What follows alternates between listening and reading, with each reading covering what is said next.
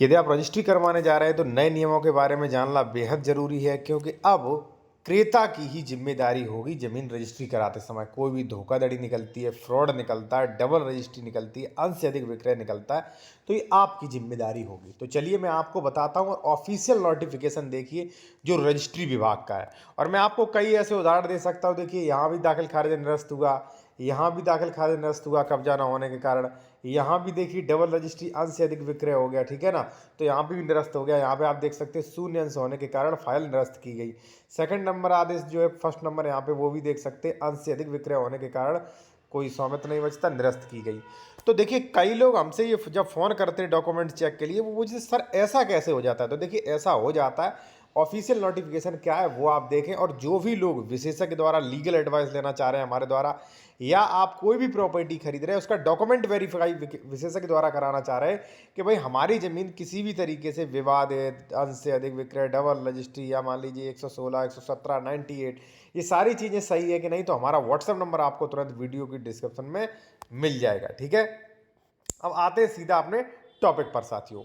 यहाँ पे जब आप देखेंगे, देखिए साथियों, रजिस्ट्री जो है उसमें कई नियम जो होते हैं उनकी आवश्यकता होती है। उसमें थोड़ा बहुत आपको लोकल लॉज भी देखना है, प्रॉपर्टी ट्रांसफ़र एक्ट भी देखना है, ठीक है, रजिस्ट्री नियम भी देखना है, ठीक है। तो देखिए, प्रॉपर्टी ट्रांसफ़र एक्ट का भी ये नियम है, रूल है कि भाई जो क्रेता है उसे सब चीज़ पता करनी है कि भाई वो रजिस्ट्री मुझे तो नहीं कर चुका है, वास्तविक कब्जा है कि नहीं, कोई राज्य स्तरीय नियम का उल्लंघन कर रहा है कि नहीं, ठीक, वो सब चीज़ आपको पता करनी है भाई, ठीक है।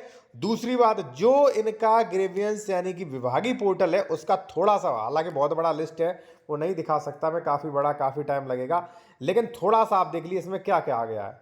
नोट: अचल संपत्ति में विक्रय में क्रेता द्वारा उपरोक्त सावधानियां स्वयं अपनाया जाना, यानी कि कई पॉइंट दिए गए हैं इसमें। डबल रजिस्ट्री तो नहीं है, अंश से अधिक विक्रय तो नहीं, जमीन संक्रमणी तो नहीं है, ठीक है। यहाँ पे पूरा प्रॉपर रजिस्ट्री का चयन है कि नहीं, यहाँ पे धारा 98 का पालन हुआ कि नहीं, पूरी दी गई है। उपरोक्त सावधानियां स्वयं अपनाया जाना आवश्यक है।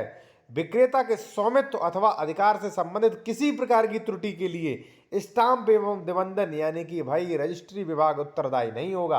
अब आप कहोगे सर ऐसा कैसे, आप तो कुछ भी वीडियो बना रहे हैं। मैं कुछ भी वीडियो बना रहा हूं। अच्छा, एक बात बताइए, इस रजिस्ट्री में शपथ पत्र नहीं लगा था, रजिस्ट्री हो कैसे गई? बाद में दूसरा कोर्ट जो है इसे रिजेक्ट कर रहा है। इस रजिस्ट्री में देखिए रजिस्ट्री हो गई, ठीक है, लाखों रुपए का स्टाम्प दे दिया, लेकिन नामांतरण प्रार्थना पत्र निरस्त कर दिया। ये किसकी गलती? तो फिर रजिस्ट्री ही क्यों हो गई थी? ठीक है, इसमें भी आप देख सकते, जब अंश नहीं बचा तो रजिस्ट्री कैसे हो गई भाई? स्टाम्प कैसे ले लिया आपने? कहीं ना कहीं ये सरकार की और इनकी लापरवाही है। अब जो है वो है, लेकिन इन लोगों ने स्पष्ट नोटिफिकेशन पहले ही से निकाल रखा है कि भाई मेरी कोई जिम्मेदारी नहीं होगी, ठीक, आप अपना खुद जांच पड़ताल करें। तो मैं आप लोगों से वही कहना चाहूंगा कि भाई आप अपना जांच पड़ताल सुनिश्चित करें। और देखिए, हमारे वीडियोस देख के या तो आप खुद कर सकते हैं, आप चाहें तो हमारे द्वारा भी अपनी जांच पड़ताल करा सकते हैं। व्हाट्सएप नंबर वीडियो के डिस्क्रिप्शन में मिल जाएगा। और जो भी लोग जूनियर एडवोकेट हैं वो रजिस्ट्री ड्राफ्टिंग नियम कोर्स ई बुक ले सकते हैं।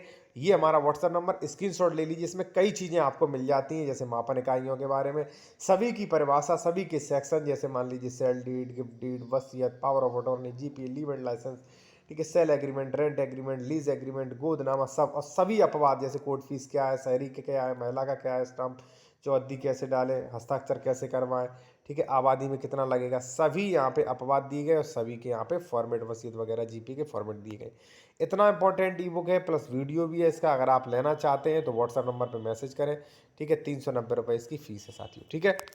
तो कहने का मतलब ये है, अगर आपने कोई भी रजिस्ट्री करवा ली है भाई, या करवाने जा रहे हैं, तो आप खुद चेक करें, एडवोकेट से करवाएं, क्रॉस वेरिफिकेशन करवाएं। क्योंकि अगर मान लीजिए आपने गलत ज़मीन खरीद ली तो आपकी जिम्मेदारी होगी, ठीक है, विभाग की कोई नहीं होगी, ठीक है ना। तो ये सारी चीज़ें साथियों आप चेक करें, ठीक है। आप खुद देख सकते हैं, स्क्रीनशॉट ले लीजिए, ये क्या कह रहा है। देखिए ऊपर भी क्या है, क्रेता विक्रेता की पहचान सुनिश्चित कर लेनी चाहिए, ठीक है, नक्शा वगैरह देख लेने चाहिए, ठीक है, और विक्रेता को कागज उपलब्ध कराने चाहिए, क्रेता उनके वेरिफिकेशन कर ले, ठीक है। इसी प्रकार के डबल रजिस्ट्री हो गया, अंश से अधिक विक्रय हो गया, लोकल लॉ हो गए, ठीक है, उस पर कोई स्टे वगैरह केसेस तो नहीं चल रहे, वो हो गए, सारी चीज़ें आपको चेक करना चाहिए, ठीक है। अगर आप नहीं कर सकते, या मान लीजिए जो एडवोकेट कर रहा है उस पर भरोसा नहीं, तो आप मुझसे भी करा सकते हो। व्हाट्सएप नंबर वीडियो की डिस्क्रिप्शन में मिल जाएगा आपको।